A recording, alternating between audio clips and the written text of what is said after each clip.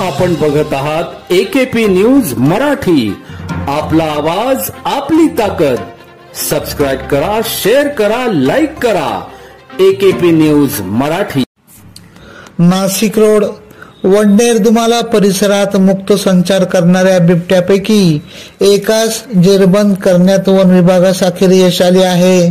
4 वर्षीय आयुष भगत याचा बळी घेणारा हाच बिबट्या असल्याबाबत मात्र अनिश्चितता असून वन विभागाने अजूनही सर्च ऑपरेशन राबवावे अशी अपेक्षा व्यक्त केली जात आहे.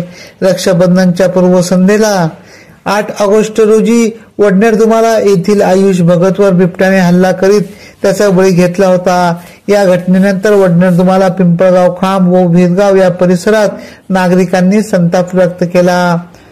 त्यानंतर बुधवार दिनांक 20 ऑगस्ट रोजी शिवसेना ठाकरे गटाचे उपनेते दत्ता गायकवाड, मनसेचे दिनकर पाटील, माजी नगरसेवक माजी आमदार वसंत गिदे, योगेश गाडेकर यांच्या नेतृत्वाखाली वन विभागाच्या कार्यालयावर भर पावसात वन विभागाच्या कार्यालयावर आक्रोश मोर्चा काढण्यात आला होता.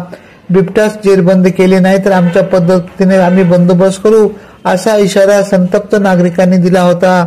बिबट्याला पकडण्यासाठी वन विभागाने वडनेर दुमाला परिसरातील मळे तसेच दाट जंगलात 12 पिंजरे लावले होते. यात शुक्रवार 22 ऑगस्ट रोजी अखेर एक बिबट्या पिंजऱ्यात जेरबंद झाला. त्याला नागरिकांना बघण्यासाठी परिसरातील नागरिकांनी गर्दी केली होती.